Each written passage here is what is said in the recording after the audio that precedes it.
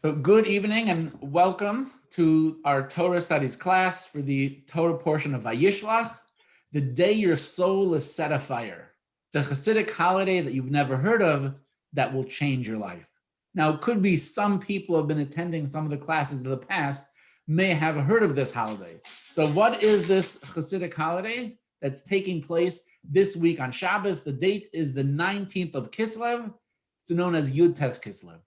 It commemorates and celebrates and marks two very important occasions.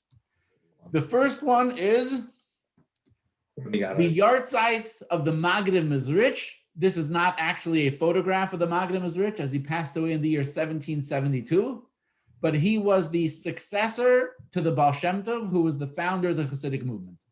So the Maggid Mizrich was the second leader of the Chassidic movement.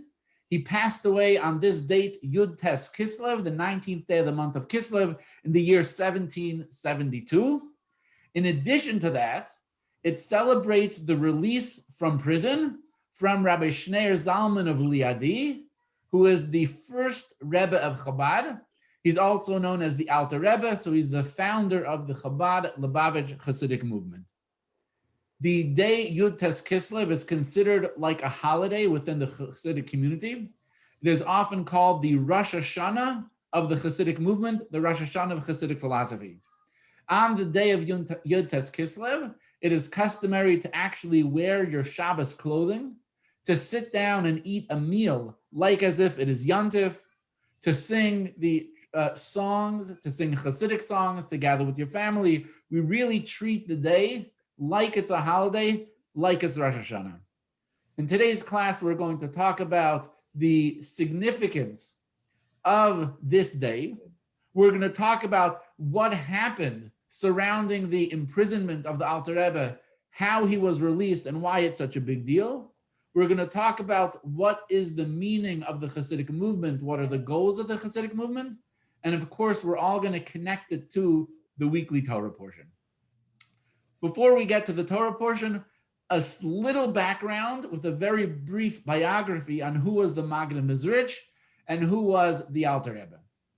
So the Maggid Mizrich was absolutely brilliant. He was a tremendous Torah scholar, knew every element of Torah backwards and forwards. He became familiar with this new movement that started sweeping through Europe, the Chassidic movement. And he started to correspond with the Baal Shem Tov, the leader of the Chassidic movement, in the year 1752. He was nervous, he was hesitant. There were various challenges to the Chassidic movement. They were doing things a little bit different than they were used to, and he wanted answers. The Baal Shem Tov responded to his letters, calmed him down. They decided they are going to get together to meet. The first few encounters were relatively uneventful, and the Maggid Mizrich was unsure whether he should stay with the Chassidic movement or whether he should leave. At this time, the Baal Shem Tov invites him to his home, and the Baal Shem Tov asks him if he's familiar with a particular passage in the Kabbalah. The Maggid Mizrich says yes. The Baal Shem Tov asks him some questions on this topic, and the Maggid Mizrich answers beautifully. The Baal Shem Tov says, no, wrong. Your interpretation is wrong. And the Baal Shem Tov proceeds to give an interpretation of this Kabbalistic text, and the Maggid Mizrich describes the holiness was shining from the face of the Baal Shem Tov. His face lit up. He was illuminated. It was as if there was angels that were surrounding him. And what was amazing is the Baal Shem Tov shared with the Maggid the exact same interpretation that he shared with him. And he said to him, your interpretation was correct, but it lacked soul. It lacked passion. It lacked fire. The Maggid Mizrich heard this and he says, I want to be a part of this. I want to be connected to the soul of Torah, to the fire of Torah, to the passion of Torah. There's more than just the objective scholarship that I have. So he stayed with the Baal Shem Tov and ultimately became his chief disciple. In 1760, the Baal Shem Tov passed away. The Baal Shem Tov's son, Tzvi, took over and succeeded the Baal Shem Tov, and he led the Chassidic movement for 1 year and 1 year only. 1 year later, he tells the Chassidim that my father, the Baal Shem Tov, came to me in a dream, and he told me that I am to hand the reins of the Chassidic movement to the Magen Mizrich, that the Chassidic movement should be placed in the hands of the Magen Mizrich. He should lead it, he should guide it, and take over. For the next 11 years, the Magen Mizrich led the Chassidic movement. He grew it tremendously. Right? The Chassidic movement grew and became tremendously expanded and attracted some of the brightest scholars, brightest in the sense of knowledge, but also brightest in the spiritual sense. The most spiritually sensitive scholars became attracted to him as well. And he passed away on the 19th of Kislev in the year 1772. His students essentially spread throughout Europe and essentially founded some of the major Chassidic dynasties that we know of and are familiar with today. One of the students of the Magen Mizrich was the Alter Rebbe. His name was Rabbi Shneir Zalman of Liadi. And when the Magen Mizrich passed away in 1772, right, he took up post as Rebbe, essentially the spiritual leader of the Hasidim in White Russia and Lithuania. And he lived in the town of Lyozhna, which is in White Russia, Belarus, which is where he grew up. He was also a scholar, a prolific scholar, not just in the world of Hasidic philosophy, but when it came to Jewish law. And in fact, was an author of a more updated code of Jewish law, often known as Shulchan Aruch Harav, as he was called, the Rav, the ultimate rabbi. Again, he grew the Chassidic movement by leaps and bounds. He attracted tens of thousands of followers. In the year 1796, he published his magnum opus, the book known as the Tanya, which is the foundational text of Chabad Chassidic philosophy. However, he faced a lot of opposition. The Chassidic movement was new. There were some new traditions, there were some new customs, and there were people who were uncomfortable with it. The Baal Shem Tov dealt with it, the Maggid dealt with it, and the Alter Rebbe dealt with it. In 1797, the opposition became much more practical. It wasn't just in the realm of theology, but all of a sudden it translated into economics, communities divided against each other, communities that are disconnected with each other, refusing to talk, refusing to do business. And ultimately, in 1798, it translated into Jews that were opposed to the Chassidic movement, fabricating charges, reporting the Alter Rebbe to the police, and he was arrested for counter-revolutionary activities. He spent 53 days in jail. After 53 days in jail, he was acquitted of all crimes, and the Tsar, Paul, personally, right, requested the release of the Alter Rebbe from prison. He was released on the 19th day of the month of Kislev. This, of course, brought tremendous joy to the Chassidic community and was established as a holiday, as a yontif, and it is celebrated in a huge way, even up until today. This is a little bit of the background.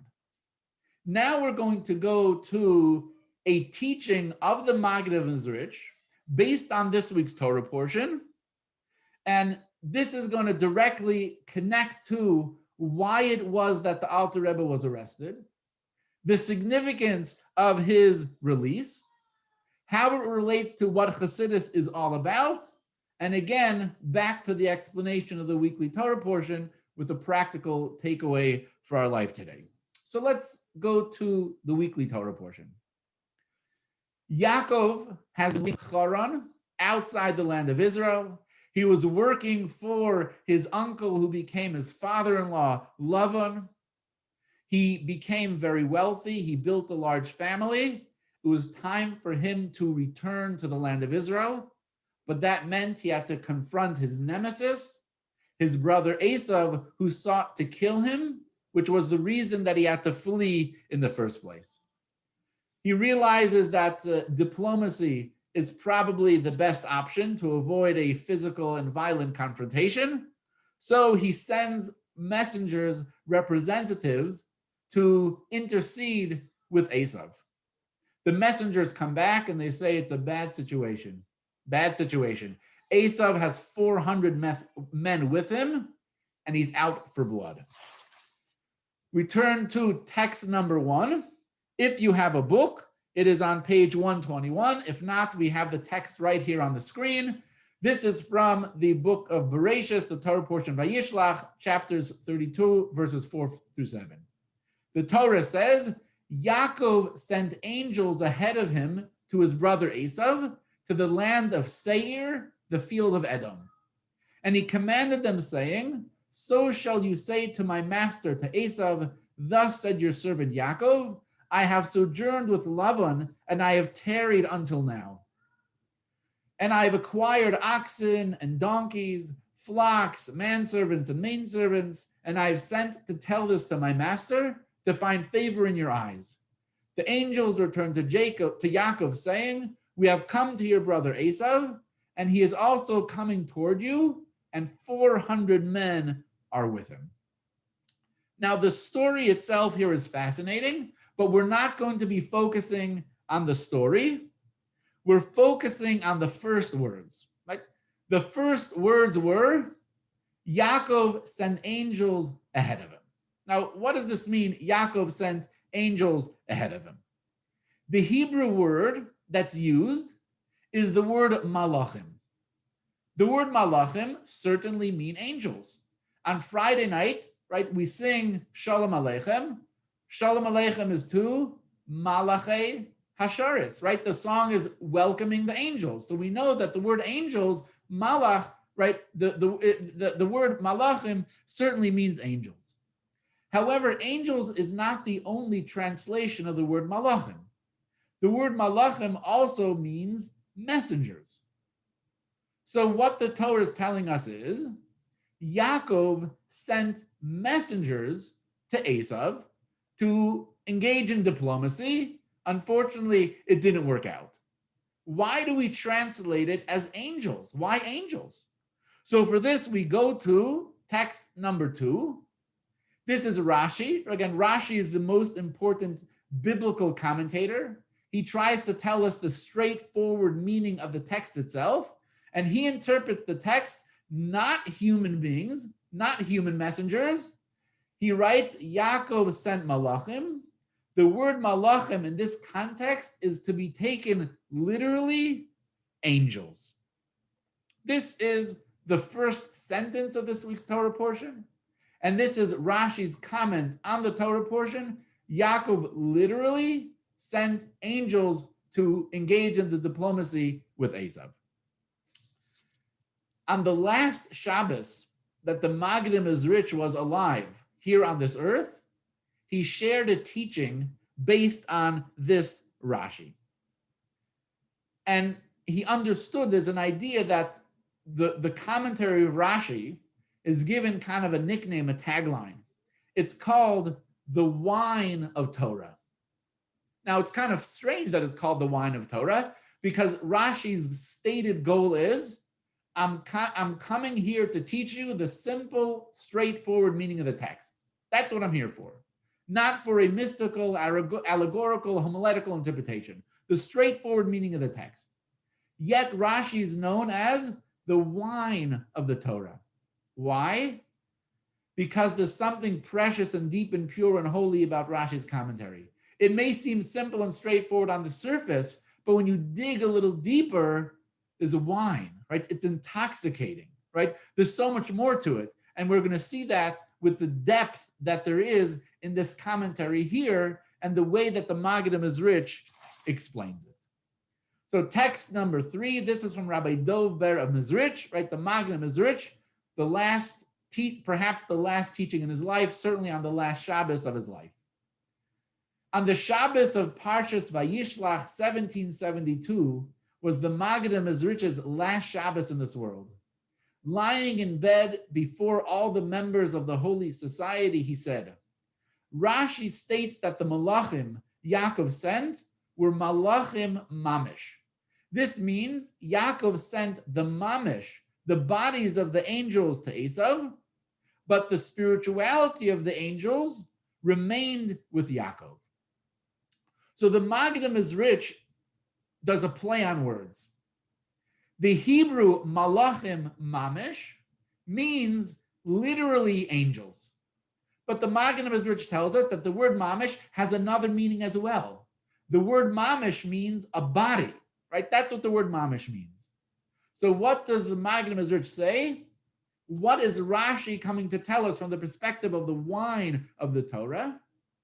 The body of the angels is what Yaakov sent to Esav, but the soul of the angels, that remained with Yaakov. What does this mean? Angels have bodies and have souls.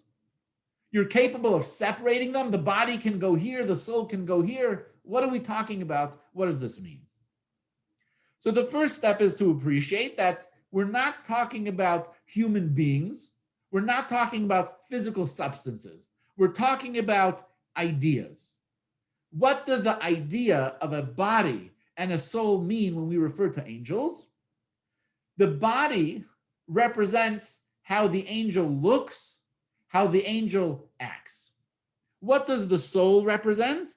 The soul represents the reason that the angel exists.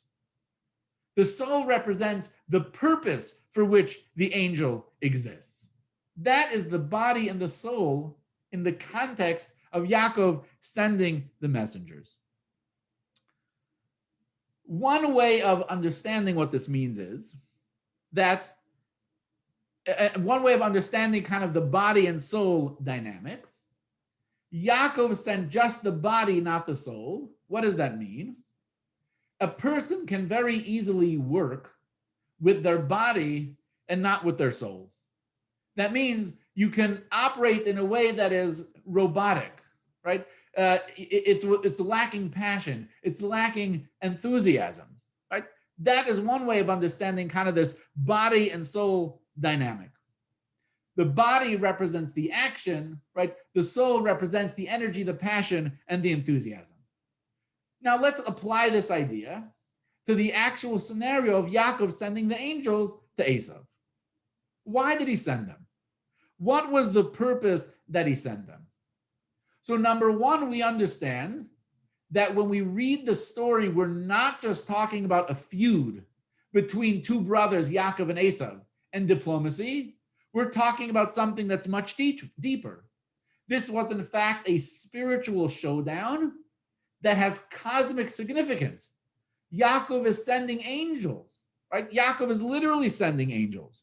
Why? He wants to influence Esav. He wants to change Esav.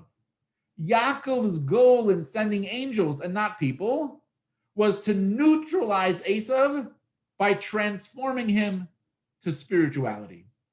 Esav is known as a man of the field. Esav's life was dominated by the pursuit of the physical and the material. Esav was a murderer, a rapist, and an idol worshiper. He was not a good person. He was out to kill Yaakov.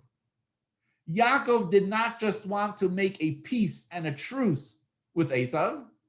That's not what he wanted. For that, he could have sent people, but he sent angels because his goal was to inspire, to transform, to neutralize the evil within Esav and bring him over to the side of good. That is why Yaakov sent angels. But if that's the case, everyone should have in their mind a huge and powerful question based on the explanation that I just gave you about bodies and souls. Bodies represents how something looks, the act. The soul represents the purpose, the passion, the meaning. If Yaakov's goal was to transform Esav, why did he send just the bodies? Why did the soul remain with him? You would think the most critical thing would be to send the soul. And this is the question that is asked by the Lubavitcher Rebbe, text number 4 in his Likutei Sichos, volume number 10. The question arises, Ostensibly, the reason Yaakov sent angels and not humans to Esav is because the goal was to transform Esav spiritually. To this end, he sent angels who are best suited for such a job. But why did he only send the angels' bodies? Surely such a transformation of Esav would be accomplished primarily by the angel's inner spiritual quality. Again, fabulous question. If the goal is to transform Esav, you got to send the best that you have, the inner spiritual core. Imagine if you were going to a meeting, you had to negotiate a huge contract for work. You can't just physically be in the room. You have to be passionate. You have to be energetic. You have to be enthusiastic. You have to be fully present and engaging in that room if you want any chance of anyone signing that contract on the dotted line. Wouldn't transformation be best accomplished by the angels being fully present, body and soul? Powerful question. We need to understand the teaching of the Magen Mizrich that only the bodies were sent and not the soul in the general context of the Chassidic philosophy that the Magen Mizrich taught. And then we will be able to understand and discover what are the spiritual mechanics of change. We'll know why Yaakov sent the angels to Esav, and we know how do we arouse and wake up within ourselves our own inner angels, which will result in dynamic and real and lasting change in our own life. So we need to understand the point, the purpose, and the message of the Chassidic movement, and we need to understand how this relates to the 19th of Kislev, and then, of course, back to the Parsha. So we said earlier that the 19th of Kislev celebrates the release from prison of the Alter Rebbe, and it's so important, it's such a holiday that we call it the Rosh Hashanah of Chassidus. What exactly was taking place? Why did the Alter Rebbe go to prison? Now, we know in the physical sense, the earthly material sense, why did he go to prison? Because there was politics between Jews. There was division in the community. There was a power struggle, so to speak. And one way of eliminating and getting rid of the Alter Rebbe and the Chassidic approach was to put him in the hands of the Russian authorities. Right? That's what we know what happened. Trumped up charges. He was vindicated. But we know everything has a body and a soul. Right? There's the physical material plane, but then there's the inner spiritual purpose of all events that took place in history. So what is the inner spiritual purpose of the events surrounding the Alter Rebbe's imprisonment? It wasn't just a physical trial, there was a heavenly trial. What is the heavenly trial about? It was about the teachings of Chassidus, whether they should be taught publicly and openly, and whether they should be done, whether it should be done in the style and in the method of the Alter Rebbe. The Alter Rebbe was on trial in heaven due to his teaching of the study of Chassidus.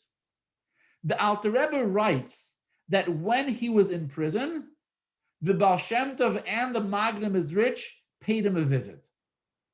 Now notice this is many years after they passed away. The Baal Shem Tov passed away in 1760, the Magen Mizrich in 1772. This story takes place in 1798. The Alter Rebbe writes, they visited me in prison, and this is text number 5 from Rabbi Chaim Meir Heilman Beis Rebbe.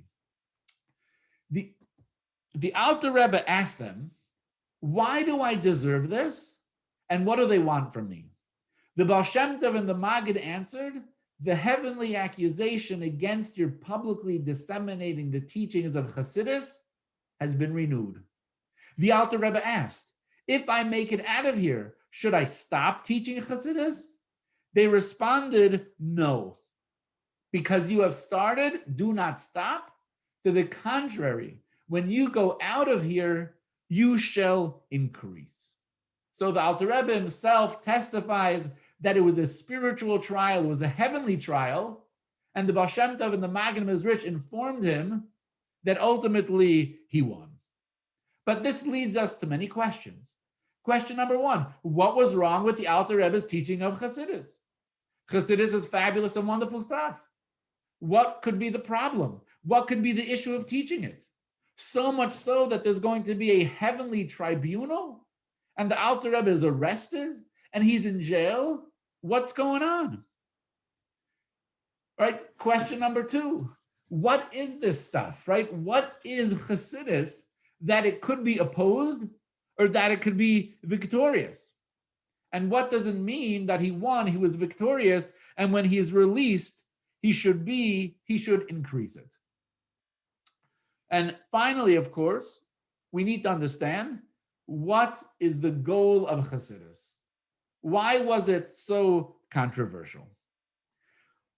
So there's a few different ways that you can describe Chassidus. One way is it is called the wellsprings of Torah. Another way of saying the similar idea, which is the terminology that I'm probably going to use for most of the class, that Chassidic philosophy represents the soul of the Torah. What would the body of the Torah be? Well, that's a question. If Chassidus is about the soul, why not for everyone? Why the opposition? So we'll get to this question. So the body of the Torah, that is the laws, the rules, the regulations, and the stories in the Torah. Chassidus represents the soul of the Torah. The soul of the Torah is the purpose with which the Torah was created. It's the inner vitality, it's the inner life, it's the godliness, it's the spirituality that's the core of the Torah. So now here's the question. If Chassidus is about the soul, why not for everyone? Why the opposition? It sounds like something that would be fabulous and wonderful for everyone to study. So the answer is,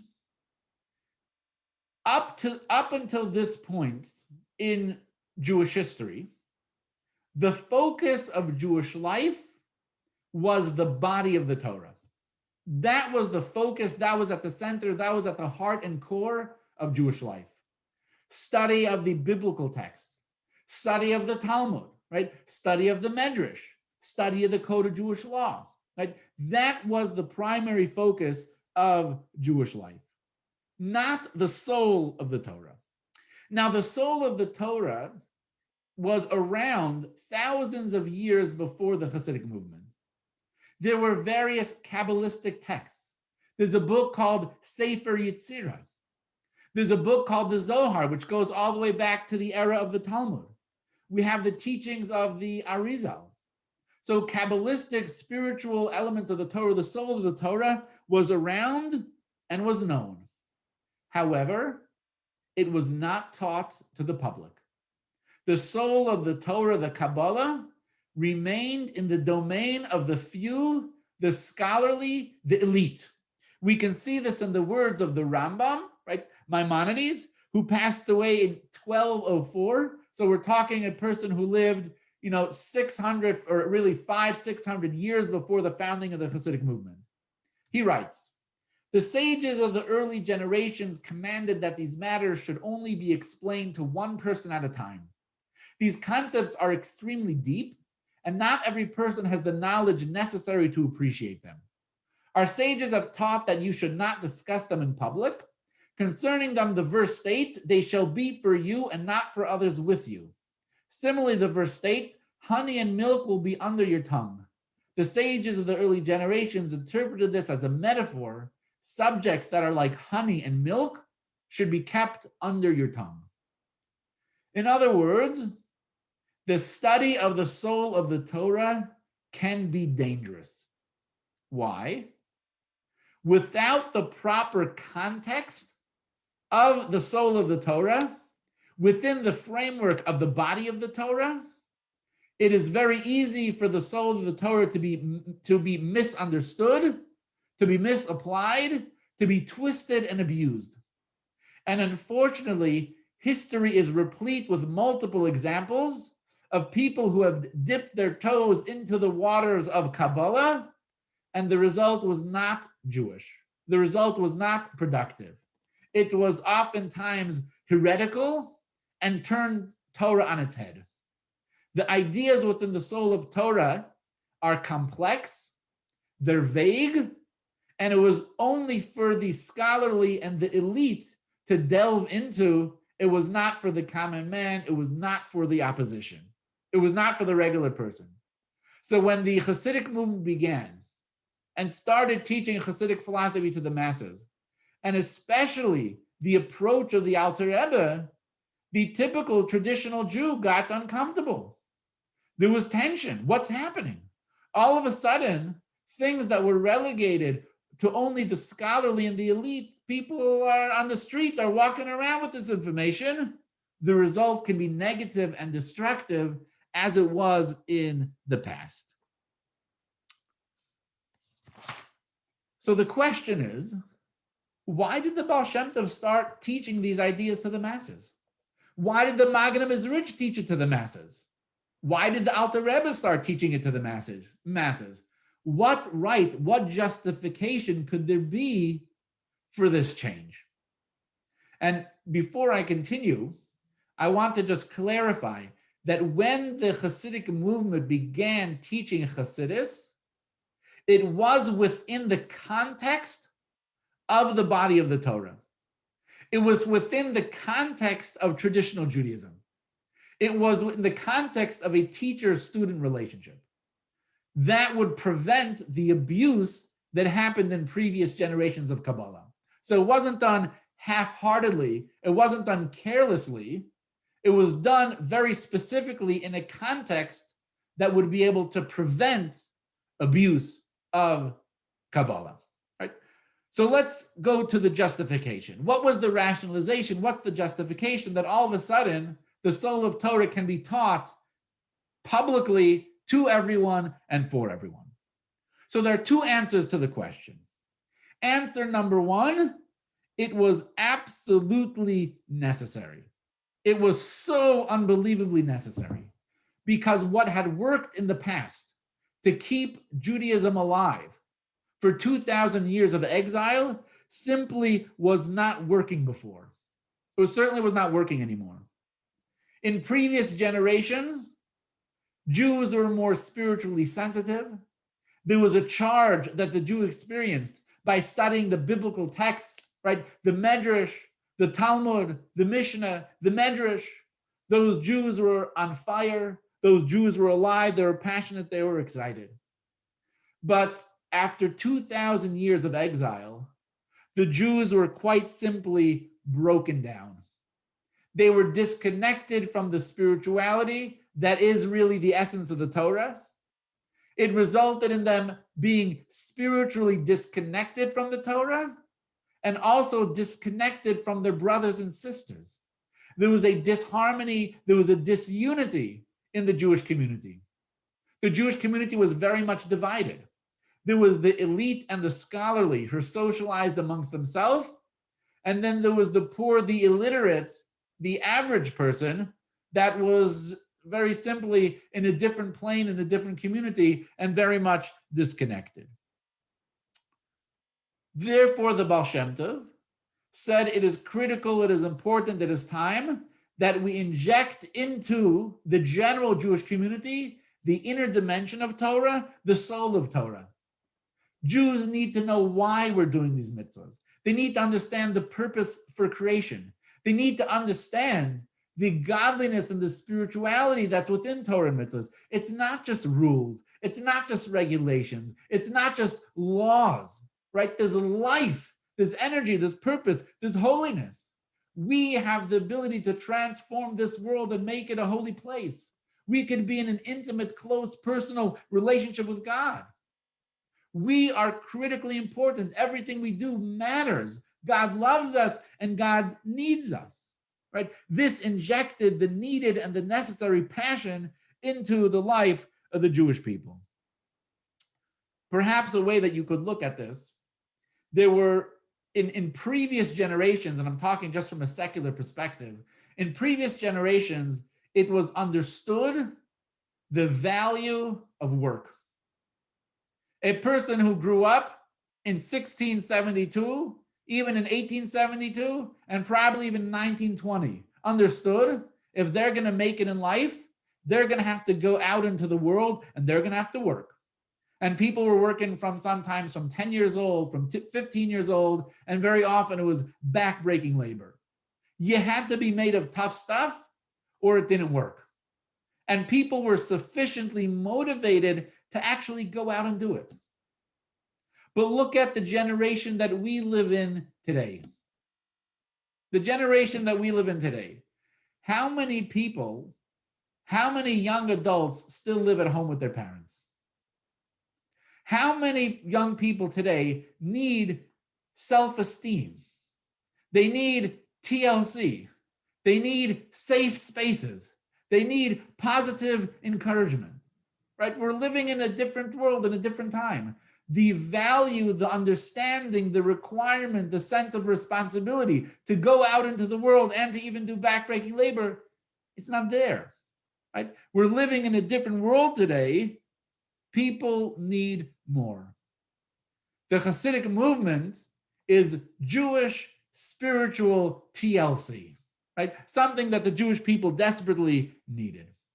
And now in text number 7, we're going to go through the classic parable that was recited to express this idea. This is adapted from the writings of Rabbi Yosef Yitzchak Schneerson, who is the 6th Lubavitcher Rebbe, the 6th leader of the Chabad movement. Rabbi Pinchas of Koretz was amongst the most distinguished of Rabbi Yisrael Baal Shem Tov's disciples. He believed that the holy teachings of Hasidus should be safeguarded, shared only with a select few.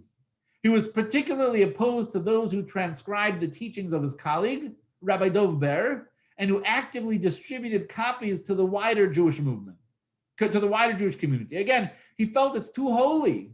This is holy, precious stuff, right? You don't take a Torah scroll and just bring it into the street and drive it all over the place and give it to people to hold and pass around. You wouldn't bring a Torah scroll to a Milwaukee Bucks game. You wouldn't bring a Torah scroll to a Green Bay Packers game and every time they score a touchdown, take the Torah and hold it up. And it's holy, it's sacred. You wouldn't do it.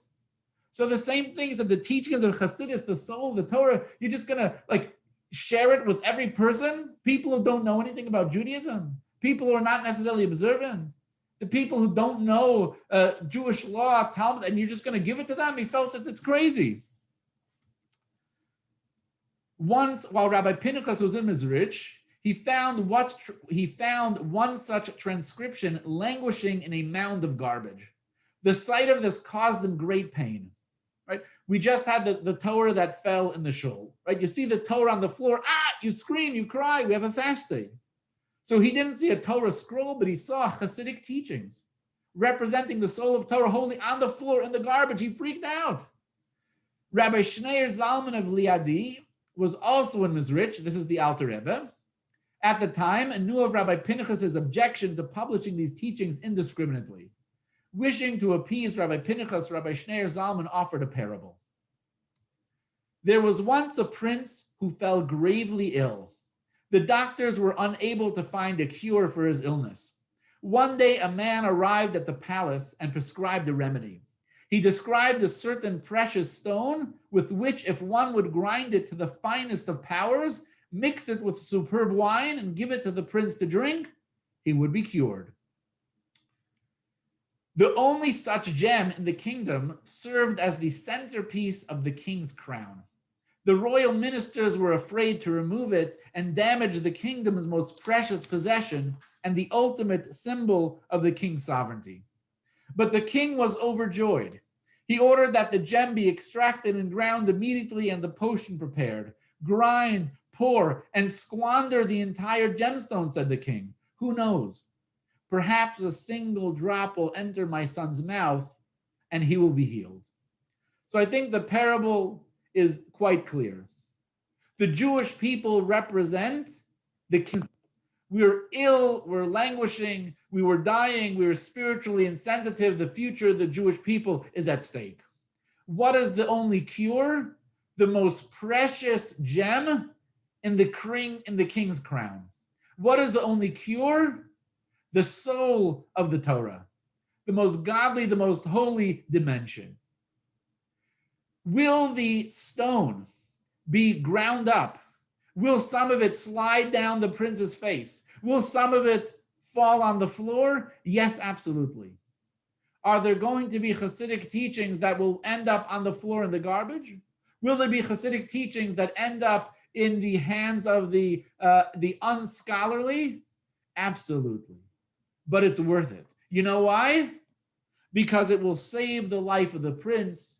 It will save the life of the Jewish people. It will secure a Jewish future. Because it once again will inject soul, passion, fire, vitality, energy into the Jewish people. When the future of Judaism is on the line, it's time that the soul of the Torah can be taught to the masses. And this is what the Chassidic movement and the Chassidic philosophy was all about. To present the soul of the Torah to the masses in a context that will not be perverted, that will not be abused, but rather in a way that will uplift the average person, that they will perform Torah mitzvahs with energy, again, with fire, with passion, with enthusiasm, with joy, with soul, with singing, and with dancing. And you know what? It was a tremendous success. It was absolutely a tremendous success. The Chassidic movement was literally revolutionized European Jewry to the extent that it became the majority. The Chassidic movement is known for serving God with joy. It's known for powerful and emotional love of God and also love of your fellow Jew. Meaningful, long prayer. Dancing, being alive. That's what the Chassidic movement is all about. This is why the Baal Shem Tov felt it is time to start teaching Chassidus to the masses. That was answer number one. Now it's time for answer number two. All right. I think I got something out of order over here. All right. The inspiration of Chassidus was vital to restore spiritual equilibrium to Judaism. That's answer number one. Answer number two is Chassidus prepares the world for the era of divine awareness, for the era of Mashiach. What does this mean? The purpose that God created the world is for the Messianic era. Right? That is why God created the world. All of human history is a buildup. We are meant to transform the world to the extent that we have something that's called the Messianic era. What is going to take place in the Messianic era? That is, we're going back a screen to text number 8. The Rambam writes, in that era there will be neither famine nor war, envy nor competition, for good will flow in abundance, and all the delights will be freely available as dust. The occupation of the entire world will be solely to know God. Therefore, the Jews will be great sages and know the hidden matters, grasping the knowledge of their Creator according to the full extent of human potential. As the verse states, the world will be filled with the knowledge of God as the waters cover the ocean bed. Right now, we are in the body of creation. What we can see and perceive with our fleshy eyes is only the body, the physical, the material, the external. We don't see the hand of God in every element of life. We don't see the energy of God sustaining everything, guiding everything, creating everything at every moment. We don't see it. We see a physical universe that appears to be independent. We see a body, we do not see a soul. When Mashiach comes, we will see the divine purpose, the divine energy behind every being in existence. When Mashiach comes, we'll see the soul of the world. As it says, the world will be filled with the knowledge of God as the waters cover the ocean bed. So, when Mashiach comes, yes, the temple will be rebuilt. Yes, the Jewish people will return to the land of Israel. Yes, there will be peace on earth, an end to war, an end to jealousy, an end to sickness. but it's a lot more than that. It's a lot more than that. There'll be a palpable, tangible experience of God. The result of that tangible, palpable experience of God is our egos will disappear. Therefore, our jealousy and our angers will disappear. Therefore, war will disappear. Any issues between the Jews and the Palestinians will disappear. The temple will be rebuilt as a result of that, as a result of the knowledge of God. We will return to Israel as a result of the knowledge of God, and so on. But how do we get there? How do we get the world from a stage where we only see the body to a state where we are able to experience the soul? The answer is Chassidic philosophy, the Chassidic movement. How do we get to the soul of the purpose of creation? By studying the soul of Torah, right? Soul to soul. When we see the world through the lens and from the perspective of the soul of Torah, that results in an inner transformation, which results in a transformation in the world, which results in the coming of Mashiach. What was the style of the Alter Rebbe? What was the style of the Baal Shem Tov? What was the style of the Maggid Mizrich? They taught Chassidic ideas in short, concise bursts. Small teachings. They taught it in paragraphs, bite-sized portions, parables, and stories. This was the style of the Baal Shem Tov. This was the style of the Maggid Mizrich. Then comes along the Alter Rebbe. He founds a new movement, which is called Chabad. What does Chabad stand for? Wisdom, understanding, and knowledge. The Alter Rebbe was not about short teachings, little parables, short stories, even though they contained powerful, powerful wisdom. The Alter Rebbe taught a comprehensive system that a person can change and transform themselves. The Baal Shem Tov and the Maggid Mizrich were all about inspiration. The Alter Rebbe was about transformation. That is what the Chabad system was all about. The Alter Rebbe was not concerned just that the Jewish people will survive, that they will receive the injection of spiritual energy. The Alter Rebbe was about creating a spiritual revolution. Therefore, the opposition to the Alter Rebbe was quite strong and powerful. Because what he was trying to accomplish was even more direct than what was done previously. So again, in previous generations, the study of the soul of Torah was reserved for the select few, for the elite, for the scholarly. Now, all of a sudden, the Alter Rebbe is not only teaching it to the public, but he's teaching it in such a way that it's deep, it's comprehensive, it's lengthy, there's explanations, and there's a system, and anyone can touch it, anyone can grasp it, anyone can study it. All right, I see there's a chat here. All right, sei gesund, Rabbi Searle. It was a pleasure to have you at this class, and it will be recorded, and I'll make sure that you get the recording later. Okay, so the Alter Rebbe is in prison, right? The prison is a physical manifestation of his spiritual challenge. And he thinks maybe a lengthy, comprehensive system is too much. Maybe rather I should be teaching parables, stories, short bursts and insights like the Baal Shem Tov and the Maggid Mizrich.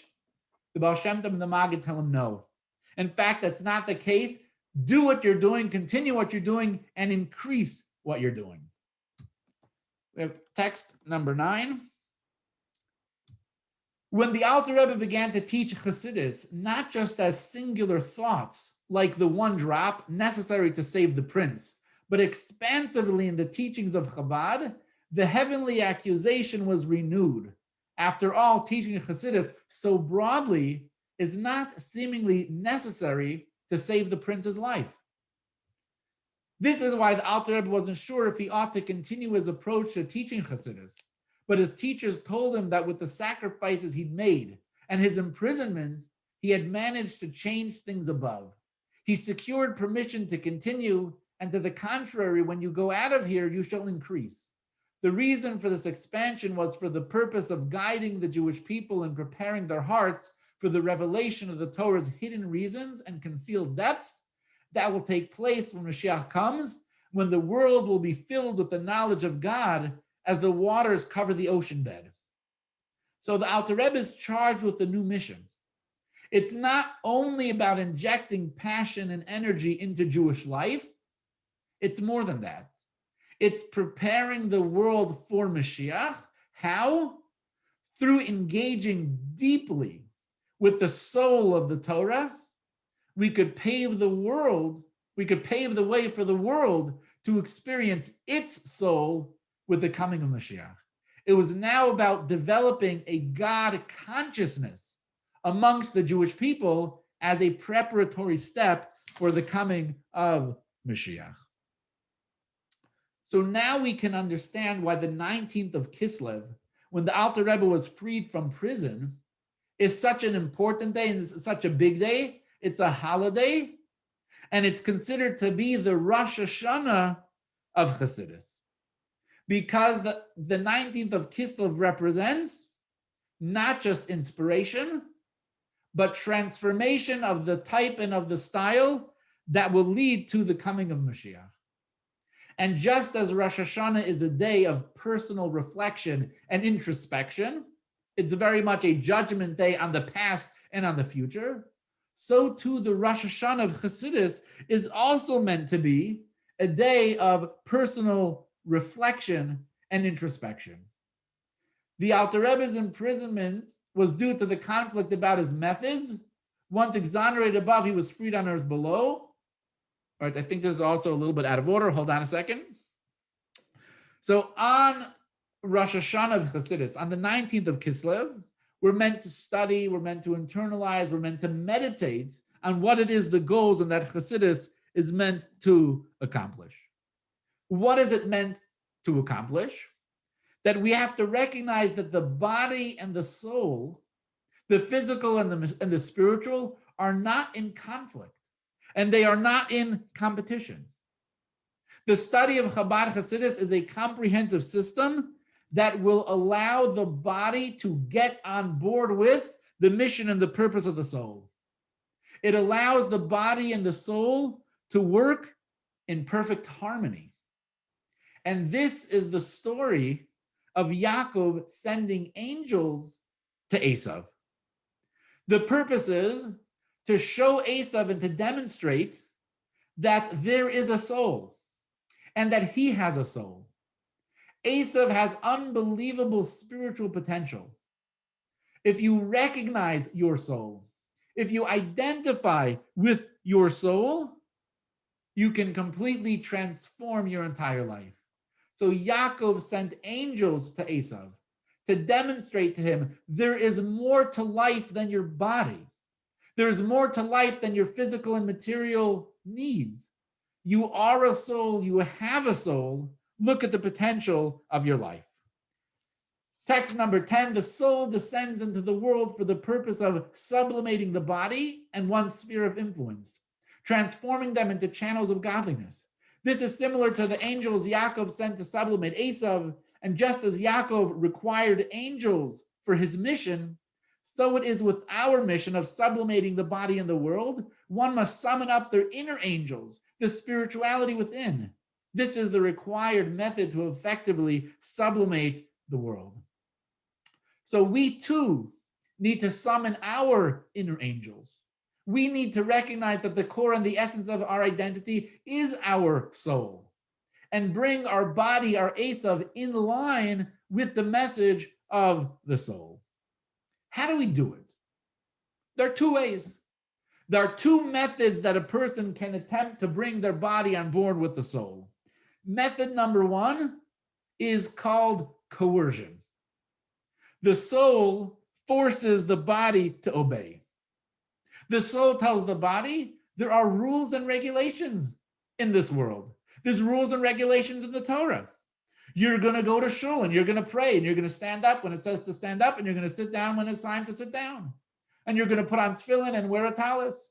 And you're going to keep kosher. And you're going to light Shabbos candles. And you're going to observe all the rules of Torah and mitzvahs. This is one way that the soul can get the body to do its bidding. However, there's a little bit of a problem here. This does not result in transformation. This doesn't result in the body coming online with the soul. It doesn't result in harmony between body and soul. It does not result in unity. So there's another way. The other way is to teach the body that its essence, its core, really is its soul identity, not the body identity. And it happens to be very logical because our soul existed before our body and our soul will continue to exist after our body. Our body is temporary, it's physical, it's material, it's limited. It doesn't define us. It's flesh, it's skin, it's bones. It's our soul that defines who we really are. With this attitude, the body joins the soul. The body wants to be a part of the soul because the body wants to be part of something that's real and true and eternal and infinite. The body becomes on board with the soul. And this is what the comprehensive teachings of Chabad Hasidus are about, to transform the body into the side of the soul, to appeal to the body, to demonstrate and to show to the body that the soul is really ultimately what it's all about. Some of these, I don't know, some of my slides are out of order. I have no idea why, because I edited them so they would go at the exact time that I wanted them to go, but such is life with technology. All right, the lesson of Yud Tes Kislev and spreading the wellsprings forth in terms of our personal lives is this. Every Jew has a wellspring within.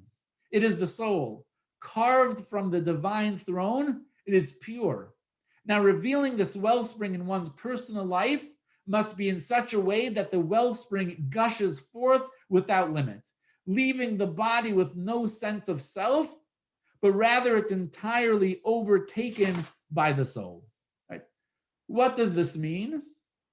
Recognizing that the soul is one's whole identity, not just a voice on the outside. Recognizing that the body is physical, material, it's limited, it's temporary, and it's finite. Recognizing that the soul is eternal, the soul is real, the soul is true. One of the ways that a person recognizes, again, what did we say the soul is? The soul is asking herself the question, what is the purpose that I exist on earth? Why am I here? And it's ultimately to create a better world and bring Mashiach.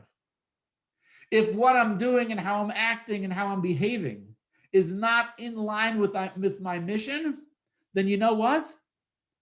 It becomes irrelevant. It's not a part of my life. Right? To give you an example, I know we're running a little overtime, so I'm going to try to be as brief but also as clear as I can in the last few moments here. Give you an example. Right? The attitude that we're trying to bring in is, if it's not part of the purpose for which I was created, it's not relevant to my life. What does that mean? I'll give you an example of food. Right? Non-kosher food should not be relevant to your life because it's not part of the purpose that I was created. It's in fact the opposite of the purpose that I was created on this earth. But it's delicious, but it's cheap. The question is that relevant if it doesn't work? Would a person put gasoline on your cereal? No, you're not going to put gasoline on your cereal because gas is not fuel for a human being. Food that's not kosher, it's not fuel for the mission that a Jew was created for. The fact that it's delicious or cheap is not relevant. It's like pouring gasoline on your bowl of cereal. Right? Would you put milk in your car? You're not going to put milk in your car. It doesn't matter that milk is delicious and is cheaper than gas. Although I don't know, it could be milk is more expensive than gas. I'm not sure the price at the moment. But pouring milk into your car is not going to get you anywhere because milk is not relevant to a car. So for the same thing, when a Jew identifies with your soul as your core identity, and you reflect upon life as what is the purpose for which I was created, the other things, the other challenges and obstacles, they fade away because they're simply not relevant. As irrelevant as milk is to putting in your car, and as irrelevant as gasoline is to your cereal, that is how irrelevant the other things are going to be in your life. Now we go back to the story of Yaakov and Esav. Yaakov sent the angels to Esav. He sent only their body, but not their soul. How? Why? If the goal is to transform Esav, why didn't he send the soul as well?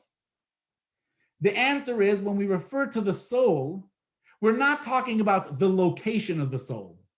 The location of the soul was with Yaakov and not with Esav. What does a soul mean? A soul means, what is the purpose for which I was created? The soul, the purpose for which the angels were sent, where were they? They were with Yaakov and they were not with Esav. Why were they with Yaakov and not with Esav? Because Yaakov was worried. What if I send my angels to Esav to transform Esav, and instead Esav transforms my angels? I'm supposed to make Esav more sensitive to spirituality. And what could happen? My angels become sensitive to physicality and to the material. This is the danger that we all face. We go out into the physical material world. There's all kinds of pressures. There's all kinds of distractions. There's all kinds of challenges. It's very attractive and we desire it. But at the same time, we're proud to be Jewish. So what do? We make compromises. We figure out how to live a lifestyle where at the one hand, we are proud Jews, and on the other hand, we're able to assimilate into secular society and to feel comfortable. So what did Yaakov do? Yaakov kept the soul of the angels tightly bound and connected to him. Yaakov made sure that the purpose for which the angels were sent were locked in with Yaakov's intentions. And therefore, number one, the angels would not be able to be affected by Esav, but more importantly, this was the method for how to win over Esav. To explain, this teaching of the Maggid, that Yaakov sent only the bodies of the angels to Esav, but their souls remained with Yaakov, doesn't mean Yaakov sent only the bodies of the angels without their spiritual core, their souls. Rather, the Maggid was explaining that the angels, the body and soul, were sent in such a way that even while in Esav's domain, their connection to Yaakov remained intact. It was as if they came to Esav in body only, in the sense that they knew this wasn't their rightful place. Their rightful place was with Yaakov. At heart, their spirituality remained with Yaakov, and they were in Esav's presence only for the purpose of fulfilling Yaakov's mission, like the body, which is not an independent entity, but rather a being which does the soul's bidding. All right, again, for some reason, these slides are out of order. Okay. What resulted from this exchange, the angels were able to demonstrate to Esav, we cannot and will not be affected by you or the physical and material world. Because where is our soul? Our soul is with Yaakov. We are locked into the purpose for which we are created, and the rest of the world is not relevant. It's not enticing. It's not attractive. It can't affect us. When Esav sees that, when the physical material world, when the animal soul that exists within us sees our commitment, our dedication, sees that we identify solely and purely with our soul, It has no other choice but to come on board as well. All right, let's try to wind this up and conclude with the practical.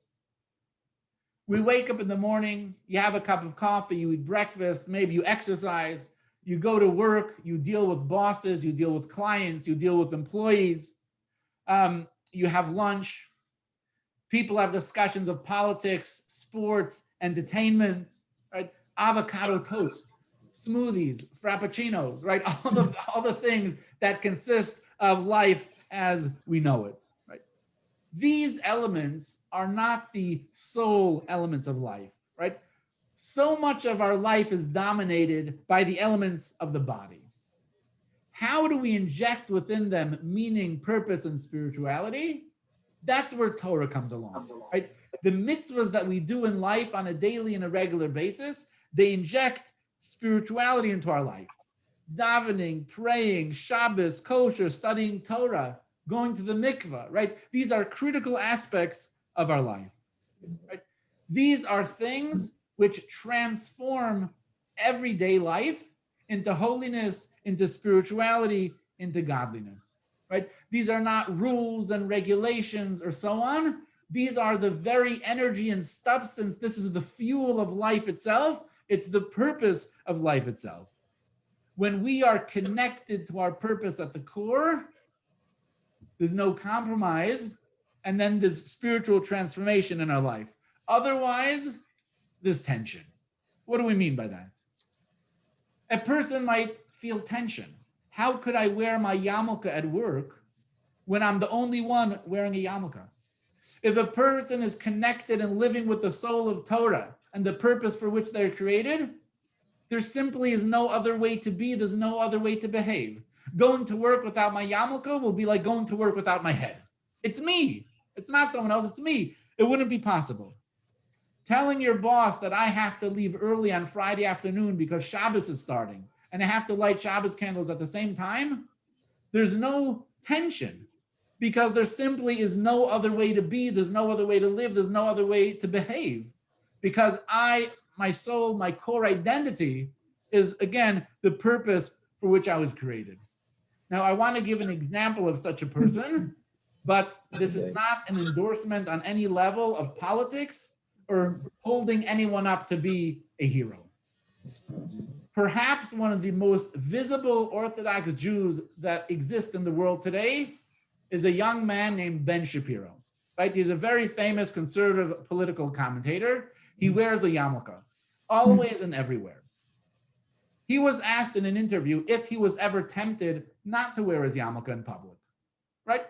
Wear it at home, wear it in shul. What do you need it for? It draws attention. People will identify with you with Jews. It's anti-Semitism. What do you need it for? And he said, I never, ever considered taking my yarmulke off for a second. Why? It is who I am. It is my identity. It would be the same thing like taking his head off. That's him. Again, I'm not talking about his politics, and I'm not saying he's the role model of how a Jew is meant to behave. But he expressed this idea perfectly. It's me. I can't take it off. And because of that, there's no challenge. There's no tension. There's no friction because you're totally locked in 100%. So this is the last teaching of the Maggid Mizrich, the last teaching that he taught in this world, that Yaakov sent only the body of the angels, but the soul, right? The purpose of the angels, that was locked in totally with Yaakov, and that is what is going to guarantee our success in life. That is how we live a life without tension. That is how we lead, that is how we end up with transformation. And when we are able to transform ourselves, then we're going to be able to transform our environment, we'll be able to transform the world, which will lead to the coming of Mashiach, may come speedily in our day. Amen. All right, that was a lot of information.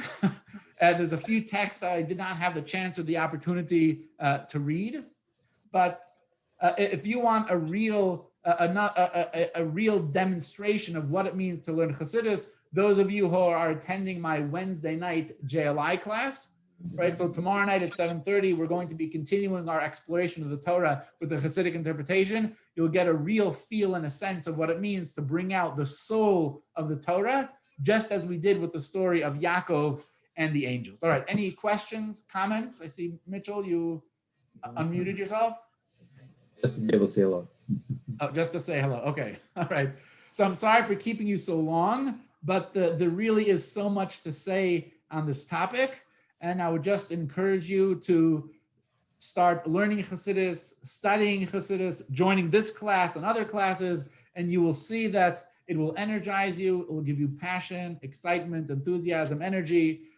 It will impact your God consciousness, and slowly you will identify with your soul in such a way that it has a transformative effect over the physical and material stuff in your life.